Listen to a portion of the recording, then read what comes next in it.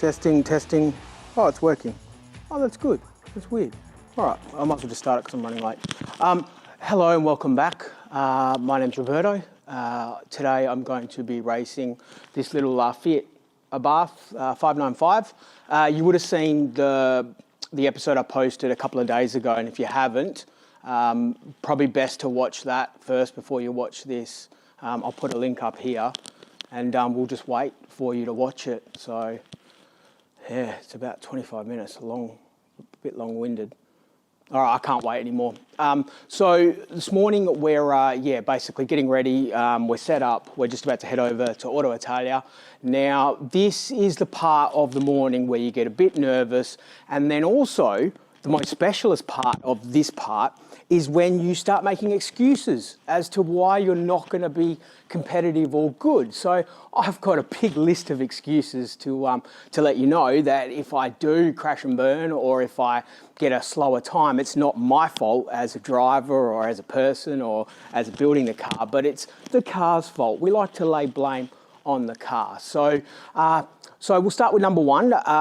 Probably the most important point is I haven't really driven the car in any competitive nature in the setup that it is. Did take it for a drive yesterday, saw a couple of issues, hopefully tried to fix those issues up. The tyres are brand new, I'm slipping everywhere.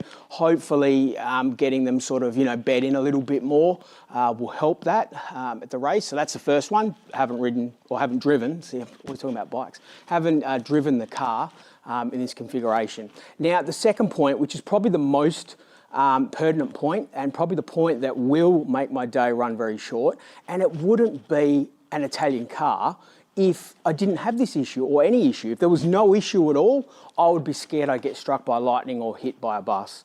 That's kind of the general sort of idea when you're dealing with anything Italian. Very temperamental, always frustrating. But the main issue is the coolant system. Every time I turn the car off, I've got like a boiling kettle coming in my overflow. It's been getting progressively worse. We've flushed the system. We've done a million sort of things to it, put, agents to bring the temperature down and all that type of stuff. And I think I've sort of pinpointed the issue, and I think it's a faulty thermostat.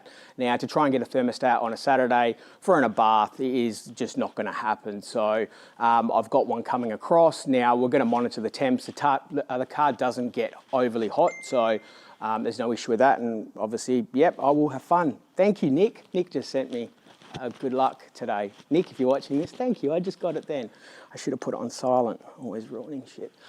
So that's kind of one of the biggest issues, is the car may overheat. I've put a little sock around the overflow cap, purely just to catch if anything does come out. So yeah, fingers crossed that doesn't give us any issues. But anyway, enough's enough. I'm going to get ready, head over to Auto Italia. I'll do a little bit of filming there like I did last year, and then we'll get to the event. And yeah, fingers crossed and good luck for me, hopefully. And yeah, hopefully we bring it back in one piece and we don't blow the engine up.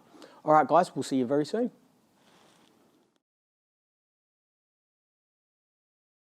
Okay, so I just thought I'd quickly show you my kettle boiling. So this is just a drive from my shop to Auto Italia, because I'm here now. I don't know if I'm really early or really late, so I'll make a few calls in a sec. But this is kind of what happens. It just boils. It doesn't overheat, the temperature's still fine, but yeah, it's sort of like the overflow. So what I did was I put a couple of socks around just in case it leaks. I don't want it leaking in the engine bay. But yeah, coming here, it's about 10 degrees, the air, and the car is just on song. It's making a few weird noises from the gearbox. The clutch sort of going down to second sort of grabs a bit. So we'll monitor that. But yeah, that's kind of what I'm a little bit concerned about. Just the nice bubbling. I mean, it's nice, but I don't think it should be doing that. So yeah, we'll see how far we get. But again, temps are okay. So yeah, let's just do a little back sort of look at it. Oh, it looks gorgeous. Even if it blows up or is slow, it's still, I reckon, the best, or I think it's the cutest, and it has to be the cleanest car on the grid. All right, well, yeah, let's head there now.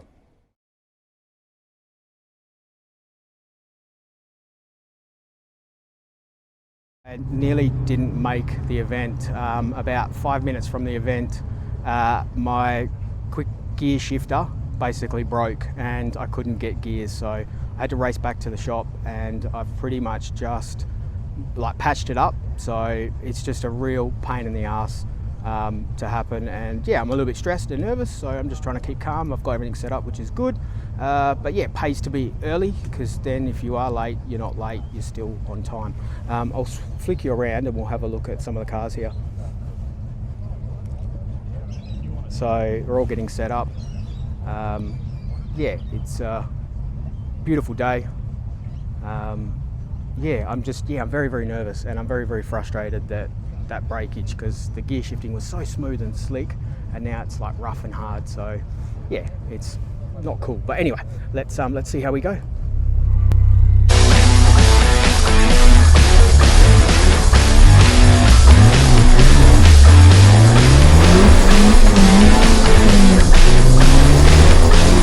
Well, I'm back from the event. My brain is mush. I've had all that adrenaline start to sort of slowly dissipate in my brain. Yeah, and I've had time to sort of think about, what I was going to say to you guys with the event.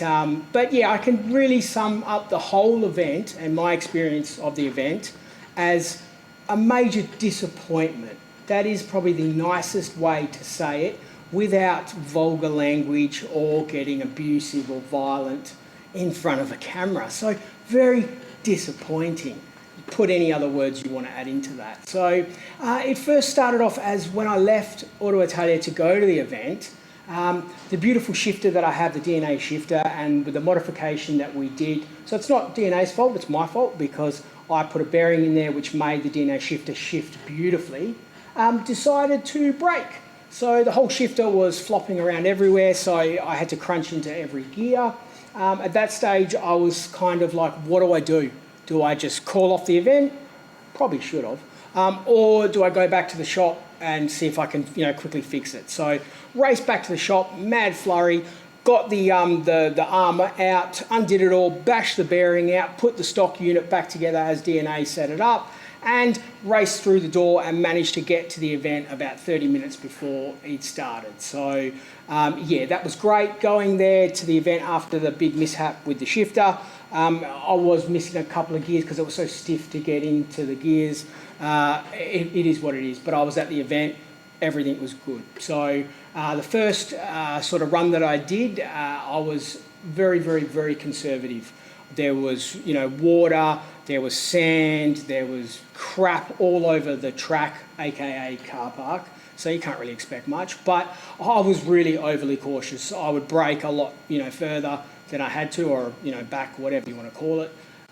So yeah, as a driver, I was very disappointed in my efforts. The car also is not completely blameless. On all the events, all the runs I should say, for the event, the car felt very flat. On the last run, I had a look at the boost, because I was like, meh, I'm not going to do anything good here today. I'm just going to check stuff out. I got to like 18 to 19 to 20 PSI. It should be hitting 25, 26 PSI. So something was wrong. The car just felt very flat. So that's kind of, where we're at. Now, we did, there's two silver linings here. The first one is that we did better our time. Now, I had to go back a few decimal points to see exactly how, if we did. But last year we did a 153 something, something, something. This year I did a 153 something, something, something, and the difference between the two numbers is 0.25 of a second. So 100 horsepower more, and we, basically got 0.25 of a second better, so yay. Now, in saying that, the car hadn't been, previously tested. There's obviously a lot of things we've got to iron out, but also I didn't help the situation. I've had, no formal training. It's just one of those things where I should have been not as, cautious, because I was, I'm going to be honest, I was overly cautious the first outing and the second outing, and I just didn't know, braking points and stuff like that. The tyres were absolutely fantastic until I messed with them and dropped the pressures down, 1 PSI on the second, third, fourth run. The first run had so much more grip, even though I was cautious, but second, third, fourth run, I was sliding a little bit everywhere. The shifter would crunch into gears, you know, it was just, yeah, it wasn't a great day, everything combined. And obviously starting off the day with having that major catastrophe where I couldn't, you know, select gears because the shifter had broken, didn't sort of help the situation. So now I was told by the team at Italia that if I didn't beat Mario, I need to hang myself. So pretty much that's kind of where I'm at. So I can, yeah, I didn't beat Mario. Mario came, I think, 8th out of like 43 or 44 drivers. I came 23rd. 23 is my lucky number, so hey, you know, that's a good thing, 23. So we're starting to get back some of the pros and, you know, the reason why I shouldn't kill myself. But no, he did really good. He got 1 minute, I think, 47, which is just insane. He was on song, everything was great. So hats off, congratulations to Mario Italia. There's a picture of his 500 there for you to check out. So he did really, really well. I, on the other hand, did really, really poor. So it is what it is. But I'm not going to kill myself just yet because I think once we figure out what the problems are, and on the last run coming back, an engine light did come on, so there is something definitely wrong with the system. And it's always, like everything Italian, it's always computer-based. There'll be an error somewhere that's stopping boost or stopping timing or retarding timing, whatever. You know, we'll figure it out. Also, the coolant bottle, you know, acting as a, you know, somewhat boiling kettle, it can't be good for it either. So we'll find out those problems and then we'll hopefully get back next year, and we will drop 3 or 4 or 5 or 6 seconds that we should. Now, in 10 days' time, we've got a track day at Barbagallo, so that's going to be another testing bed to see how we're doing. Hopefully, we can fix the issues that we've got now for the track day and better our time. So that will be a good indication because it's no stop-start, it's an actual track. So, you know, hopefully maybe the turbo just wasn't good. It had a bit too much lag for the stop-start, you know, tight stuff. You know, who knows, we'll see. But yeah, again, disappointing day, but I'm going to, you know, pick myself up because that's what you do, and we're going to fix the issues with the car. I'm going to maybe try and get some driver training with someone or somewhere, some organisation that can help me to develop my skills as a driver because I've had zero.